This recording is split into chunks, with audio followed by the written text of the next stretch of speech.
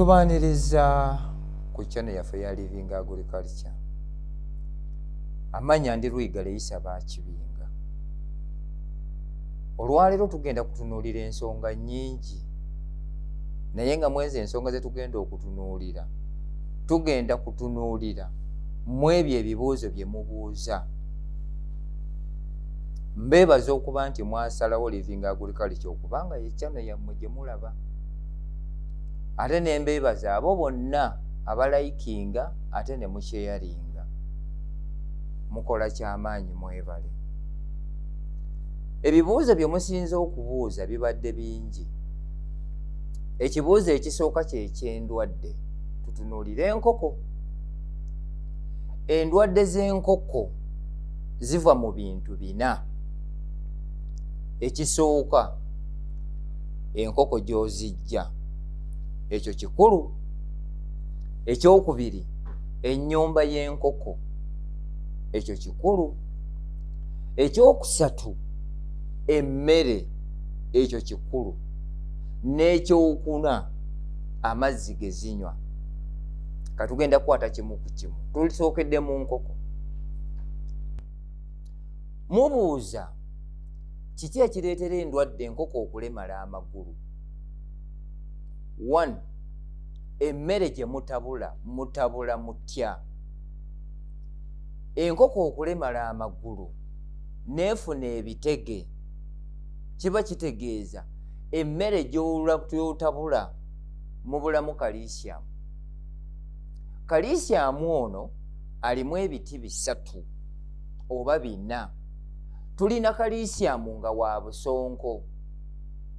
Tulinamu calcium nga wa laimu. Tulinamu calcium nga wa calcium ow'obuweke.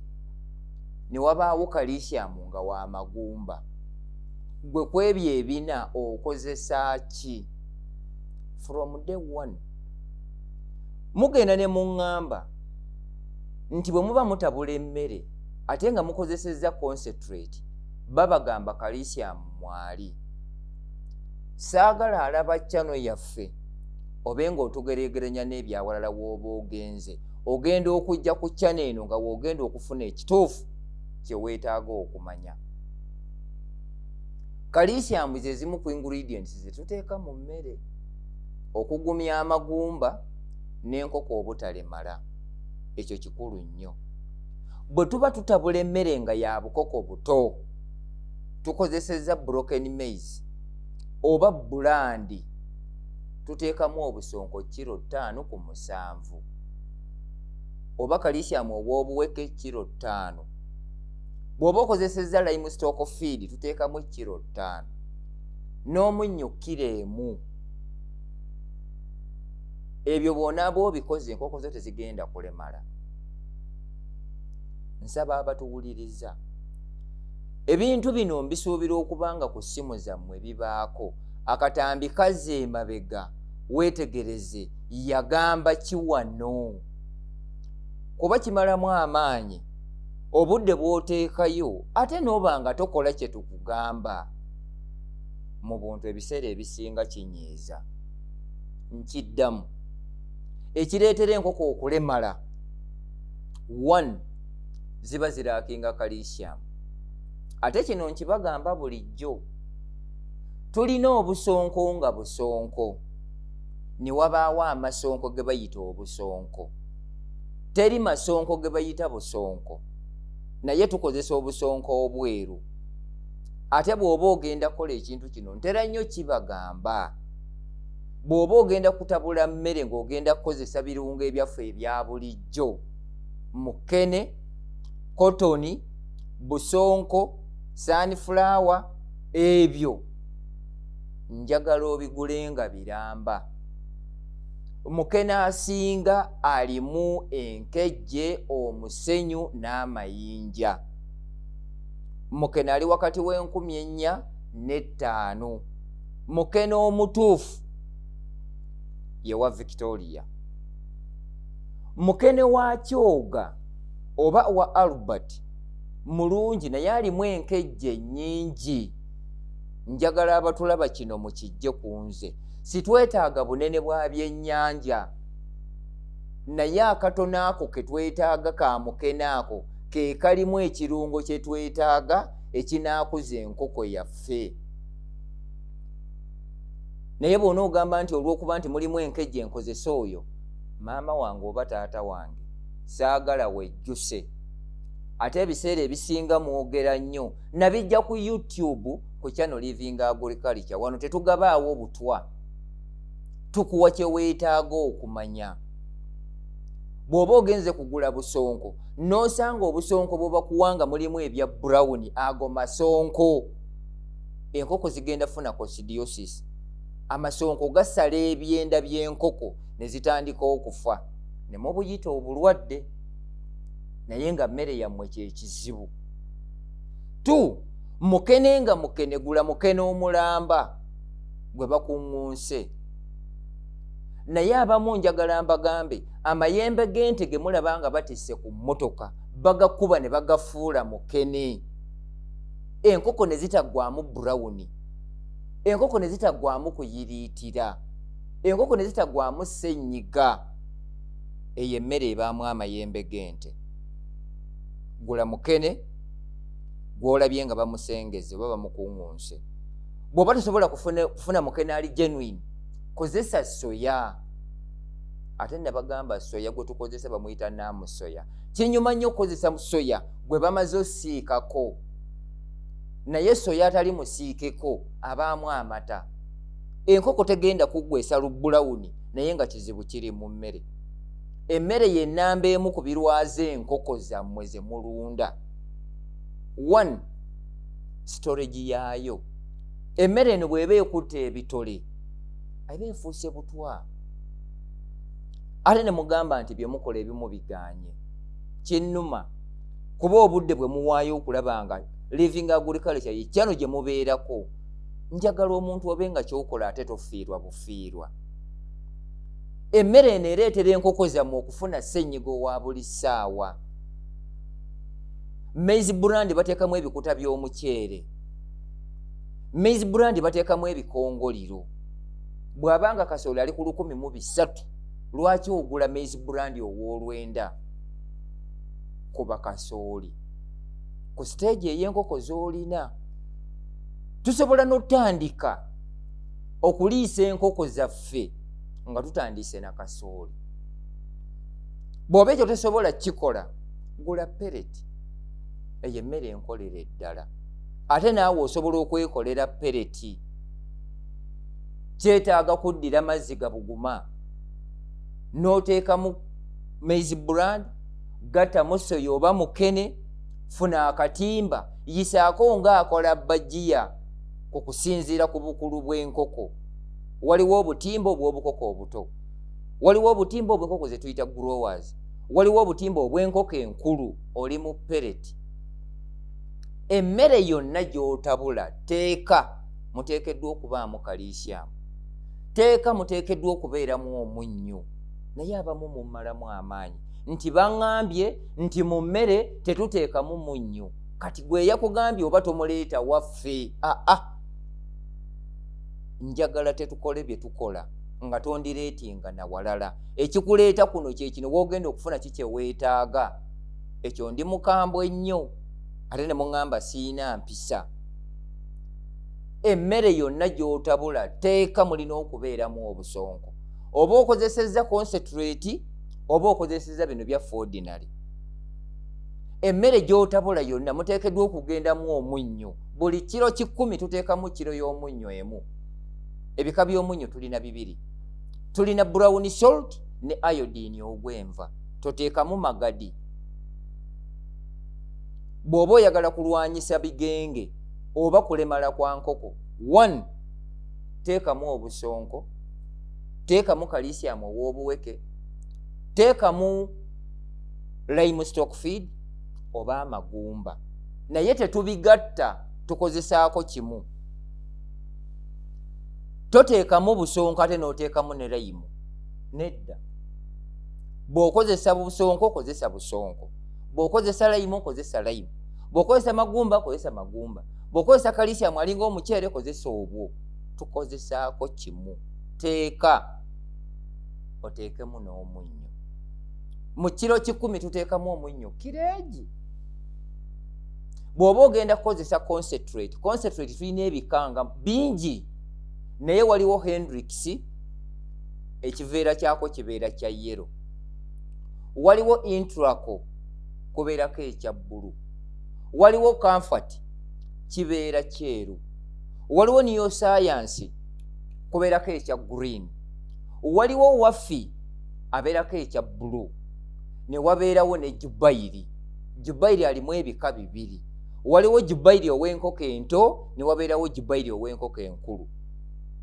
Ow'ento kubeerako B, ow'enkulu kubeerako ero.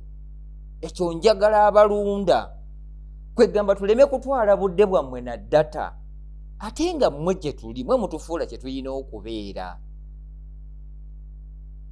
Ebika by'emmere biri 3 oba 4. Tulina gye tuyita cheek and dark, ya bukoko buto okuva nga ka lunaku lumu paka ku myezi 2. Growers mash ya nkoko eziva ku myezi 2 paka lwe zitandika okubiika.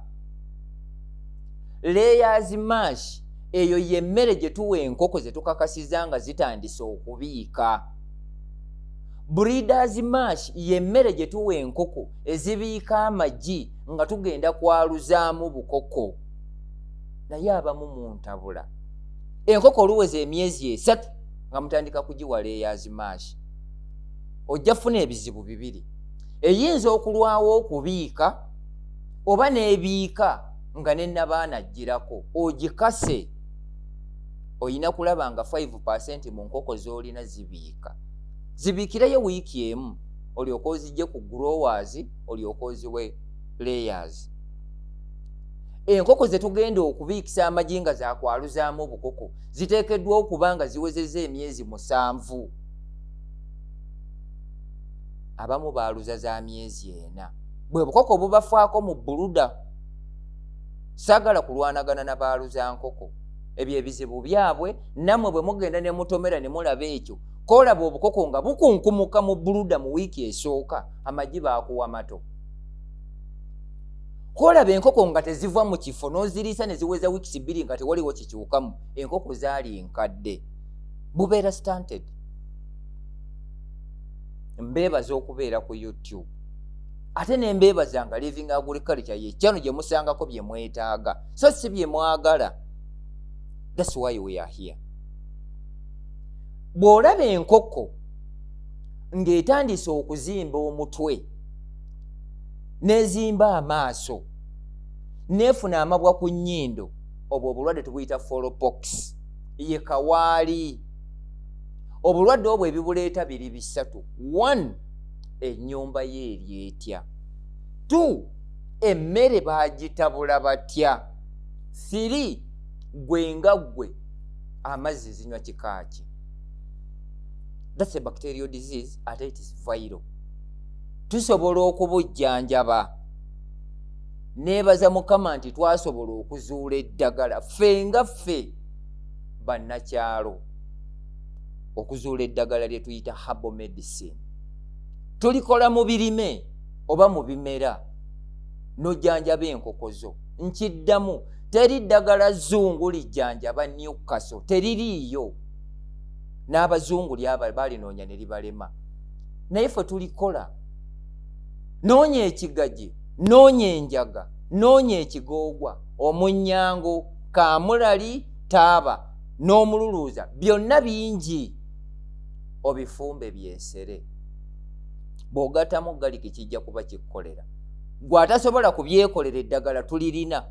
Liri mu lita emu, liri mu half lita, liri mu lita, liters 2, liters 3, 5 okudda waggulu.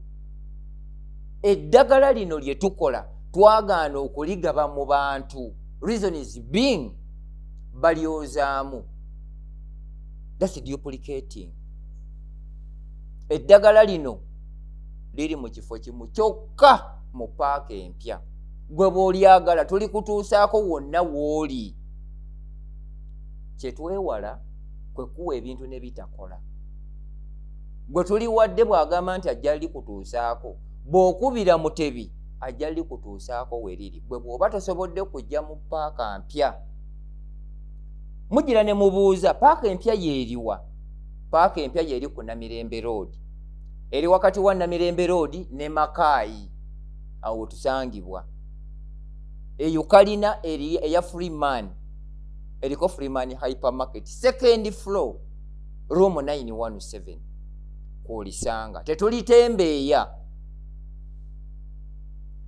Bw'olaba enkoko ng'enyoola ensingo, that's Newcastle. Newcastle, it is a viral disease. Tugema bugemi, tutonyeza matondo mu kamwa, si ku maaso. Banaika mbagambe, this is a global world. Buli ssaawa olina okuba omuyiiya ng'okola research. Naye emabega eri twatonyezanga ku maaso, naye buli tweyongera naffe okusoma n'okunoonyereza.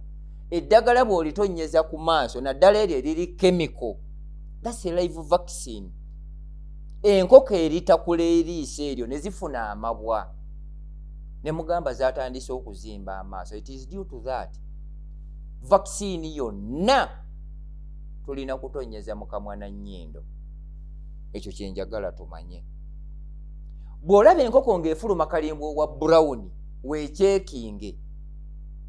Emmere gye ziri eri etya, amazzi ge zinywa gali gatya, wansi wateekawo ki, nkiddamu. Toddira bukuta bwa mbaawo n'oteeka mu nnyumba ya nkoko. That's another way of creating diseases. Naye abamu mwakiremerako. N'ogula eddagala ne litakola. It is due to that. The litter you put in, kyekizibu.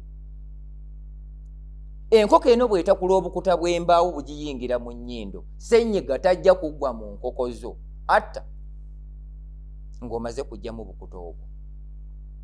Bw'oba oyagala kukozesa ddagala zzungu kulya ssenyiga, kozesa erythromycin oba doxeveto, ebika ebi. Bwe kiba kigaanye, awo sala ekirala, naye eryaffe erikola wonna. Enkoko bw'efuluma kalimbwe omweru nga mugumu ng'aliko ekyeru, that's for typhoid, musujja. Ekireeta omusujja mazzi gezinywa. Abamu musena amazzi from nowhere ng'agamu ga bitaba. Amazzi bwe gaba amakyafu, nkoko zigenda kufuna omusujja. Enkuba etonnya, tegeetaagisa mazzi agaludde mu ttanka nga togalongoosezza kuwa nkoko zo, zigenda kufuna omusujja. Omusujja enkoko egula ekkooti n'ebeera awo ng'eridde alo, terya, tenywa, n'efuluma kalimbo aliko ekyeru, that's typhoid. Bwe liba ddagala zzungu, kozesa tetracycline owa powder owa German, oba si ekyo kozesa oxeveto, oba si ekyo oxy tetracycline 20% oba 25. Naye eryaffe eriri plant made, just buli nkoko enkulu tugiwa miiru emu mu kamwa. Bwe ziba nnyingi, mu lita 5 teekamu miiruzi 10, mu lita 10 teekamu miiruzi 2, mu lita 2 teekamu miiruzi 4 oba 5. Treatment ya nnaku 3 ku 4 zijja kuba ziteredde. Eddagala eryaffe teryetaaga ice